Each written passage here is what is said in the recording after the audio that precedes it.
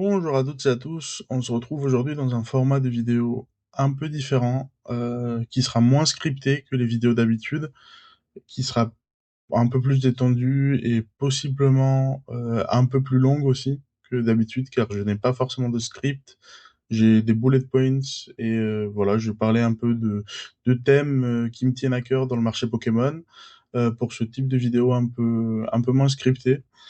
Et aujourd'hui, le thème que j'ai choisi pour débuter ce format, c'est parler du crash, si on peut l'appeler comme ça, du crash du marché Pokémon qu'on est en train de voir depuis bientôt le mois, je dirais. En anglais, ils appellent ça le Summer Slump, ou en gros ralentissement estival. On pourrait le traduire comme ça. Il n'y a pas vraiment de terme en français, mais c'est vraiment le fait que historiquement, les Pokémon perdent un peu en valeur. Ça, on l'a vu depuis un petit moment. La question qu'on se pose, du coup, c'est est-ce que ce ralentissement de prix est normal? Est-ce que on assiste vraiment à un crash du marché Pokémon? Parce que c'est vrai que les prix ont été bien gonflés pendant un petit moment et ce n'était pas vraiment jouable de suivre cette tendance à l'infini, car finalement, une display, si elle gagne du 50% tous les 3 mois, à un moment, toutes les displays vont coûter 10 000 balles, et voilà, ce serait impossible de collectionner et même d'investir. Donc la question est, est-ce que c'est un crash? Est-ce que c'est la fin de l'investissement Pokémon, de la collection Pokémon, du marché Pokémon en soi? La réponse est clairement non. Voilà, on va pas se mentir, on va pas dire que les Pokémon vont disparaître d'un jour à l'autre. Ça fait quand même déjà 30 ans que c'est relativement qu'il y a une croissance stable, que c'est prouvé en soi que les Pokémon vont toujours monter doucement. Euh, je vous conseille de regarder. Il y a pas mal d'articles qui comparent les performances des derniers 30 ans du marché Pokémon aux performances du S&P 500 aux US, et on peut voir à peu près qui se suivent, et même que dans certains cas, le marché Pokémon dépasse le S&P.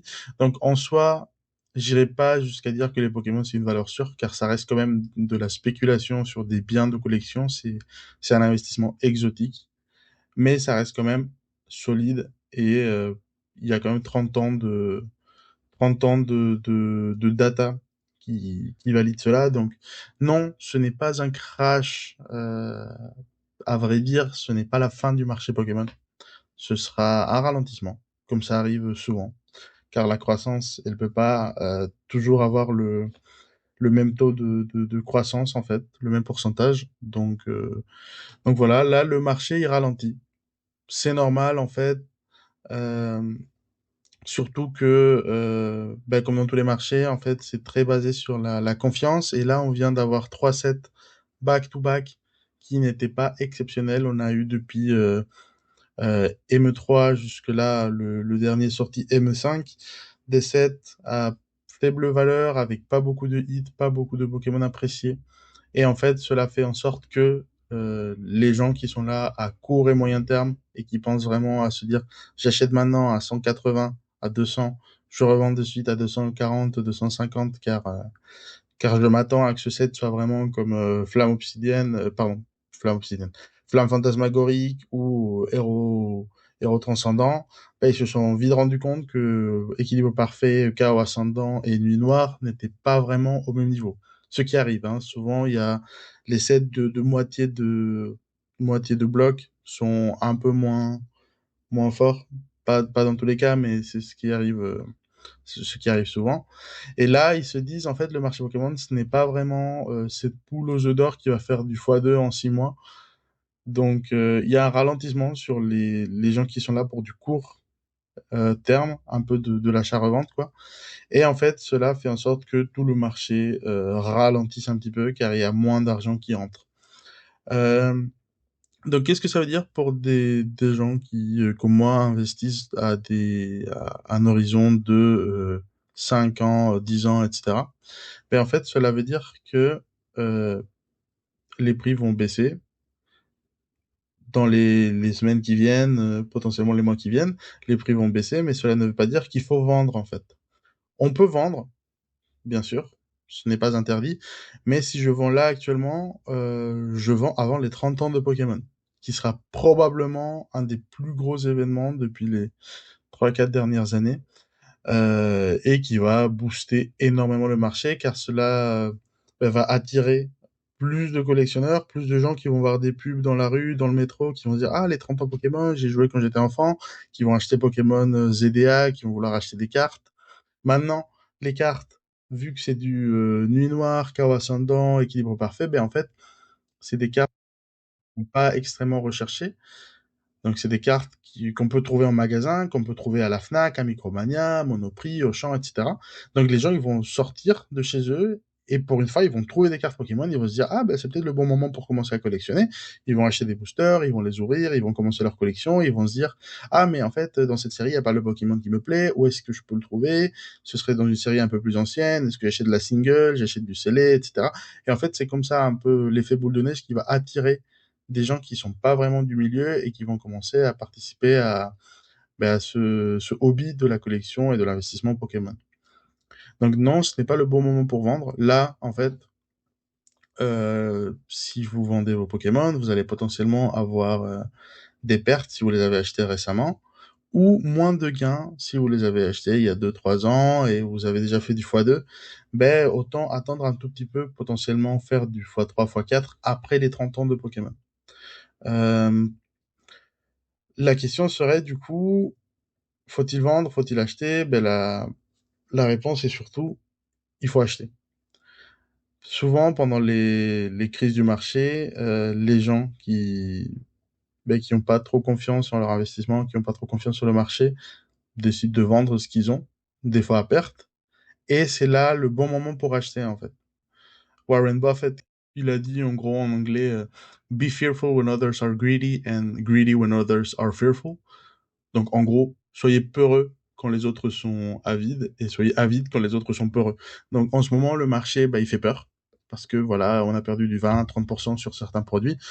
Et en fait, c'est là qu'il faut se dire, bah, si les gens vendent parce qu'ils ont perdu du 30%, ça veut dire que les produits sont 30% moins chers que ce qu'ils devraient l'être. Et du coup, c'est potentiellement le moment d'acheter. Qu'est-ce qu'il faut acheter, du coup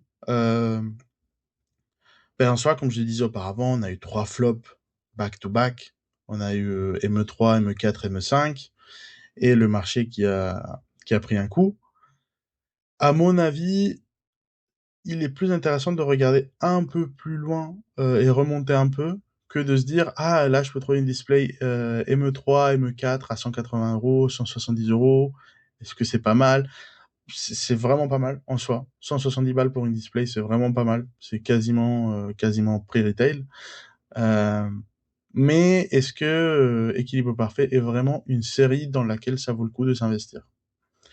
Euh, Moi, ce que je vous conseillerais, et ce que je suis en train de faire moi, en soi, c'est de regarder euh, un peu plus loin, regarder du épée bouclier notamment, même du écarlate et violet. Parce qu'en fait, si on regarde les prix actuels des séries modernes, comme oui, Équilibre Parfait en soi, c'est du 170 balles la display. Si je regarde, par exemple, Origine perdue, on est à peu près à 400 euros la display. 400 euros la display d'Origine perdue, en soi, ça reste quand même un très bon prix. Parce que si on compare un peu avec les prix d'il y a un an, on se retrouve à peu près à des prix similaires. C'était un peu autour du 350 il y a un an, mais là, on est à 400 balles pour une série qui a du Giratina, qui a du Mew, qui a du Pikachu, Dracofeu, Ectoplasma. Si on regarde dans la même tranche de prix, il y en a aussi Tempête Argentée, avec Lugia, avec Rayquaza, sachant que Règne Delta va sortir dans les mois qui viennent, et c'est un set Rayquaza. Euh, Si on remonte un peu, on peut voir du point de fusion entre 600 et 700 euros. Ce qui est, à mon avis, assez fou, car c'est une série avec des gros hits, avec du Ectoplasma, du Mew, et en soi, si on parle de, par exemple, Heu, Évolution Céleste, c'est bon, c'est déjà un peu fini. C'est une série qui est déjà trop chère, qui est déjà trop gagnée. Alors que Point de Fusion, Origine perdue, Tempête argentée, en fait, ce sont les séries qui vont suivre. Euh, une fois qu'Évolution Céleste sera déjà trop cher pour les investisseurs classiques qui ont moins de budget, ben, ils vont se tourner vers d'autres séries un peu plus, un peu moins chères, un peu plus accessibles, que ce soit Origine perdue, Tempête argentée, même du Règne de glace, euh, dans le haut du panier, un peu Point de Fusion. Et en fait, on voit vraiment que c'est des séries qui ont subi un gros ralentissement par rapport à leur trend qu'ils ont suivi depuis un an. J'avais prévu à peu près il y a 8 mois que Point de Fusion serait autour des 1 000 € euh, d'ici la fin de l'année. Je crois que ce sera toujours le cas, mais là, on a un gros ralentissement et potentiellement le dernier gros ralentissement avant que toutes ces séries-là s'envolent. Donc, à mon avis, et là je parle que du scellé, il est intéressant de focus des séries potentiellement épée bouclier qui subissent un ralentissement, qui sont des séries prouvées, parce que finalement on voit Chaos Ascendant, il y a le Amphinobi, c'est à peu près tout. On voit Nuit Noire, oui, il y a le Zeraora, il y a le Darkrai bien sûr, mais voilà, ce n'est pas non plus les Pokémon les plus recherchés. Il vaut mieux regarder des séries qui sont déjà validées, des séries prouvées en soi, et, euh, et qui ont déjà montré qu'elles ont un haut potentiel. Donc la vraie question qu'il faut se poser, c'est est-ce que je m'attends plutôt à que un Origine perdu avec son Giratina de Shinji Kanda fasse dans les 5 ans qui viennent x2, x3 qu'elle atteigne 1 000 €, ou plutôt que Équilibre Parfait dans les 5 ans qui viennent va atteindre 500, 600 €. Je pense que la réponse est claire. Un point de fusion, pardon, un Équilibre Parfait risque d'attendre un long moment avant de dépasser la barre symbolique des 500 balles par display, alors qu'un Origine perdu, ce n'est pas déconnant de se dire qu'un jour ce sera un display à 1 000 €. Et est-ce que ce jour arrivera dans les 5 années qui viennent? C'est fort probable. Euh, donc voilà, pour résumer, car la vidéo déjà dépasse une dizaine de minutes, il faut se dire qu'actuellement le marché est lent, mais qui va reprendre comme d'habitude. Et surtout, les 30 ans vont tout booster, vont faire monter les prix des choses qui n'ont pas subi beaucoup de croissance dans les derniers mois. Les séries prouvées, à mes yeux, elles vont juste s'envoler. Parce que voilà, c'est du solide, tout le bloc EB. Même, même on voit des séries mid-level, d'Écarlate et Violet, du Force temporel, qui commence à gagner un peu avec le Spectrum, enfin la série d'évolution d'Ectoplasma qui est disponible. Donc il y a beaucoup de séries qui ralentissent. Il vaut mieux focus des anciennes séries qui s'endorment un petit peu que du très très très très récent à du pré-retail, car du équilibre parfait, on va y trouver en pré-retail pendant un petit moment, à mon avis. Car bon, c'est pas comme si les 30 ans vont faire que les méga Zygarde s'envolent. Ça, c'est sûr. Ce sera les classiques, les Ecto, les Pika, les Dracofeu, les légendaires, les oiseaux légendaires, Arceus, Giratina, Kyogre, Dialga, Palkia, euh, Groudon, enfin, tous les classiques, ils vont attirer des gens, car tout le monde a des Pokémon préférés différents, et cela va booster les anciennes séries. Donc, actuellement, la bonne réponse, si vous voulez vendre, c'est vraiment de vendre pour avoir des fonds pour les 30 ans, mais aussi pour focus des anciennes séries, histoire de pas se retrouver à devoir acheter une display Origine perdue à 600 balles parce que après les 30 ans, elle a dépassé cette barre-là.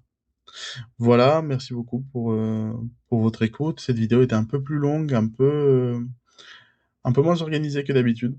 C'était un peu plus format un peu podcast. Donc dites-moi en commentaire si ça vous a plu, si c'était pas trop long, si c'était pas trop désorganisé. J'avais mes bullet points, mais bon, des fois on part sur des tangentes et ça peut prendre un petit moment. En tout cas, merci beaucoup de m'avoir écouté. Je vais essayer de publier un peu plus souvent. en ce moment. Je me suis donné en tant que but de publier des vidéos un peu plus souvent et histoire de suivre un peu ce qui se passe actuellement dans ce marché qui est un peu fou. Donc voilà, en espérant que je trouverai la motivation de faire tout cela. Merci beaucoup. N'oubliez pas de vous abonner et de mettre en commentaire si vous avez des idées intéressantes ou des retours sur ce que j'ai dit. Et voilà. Merci beaucoup. À une prochaine vidéo.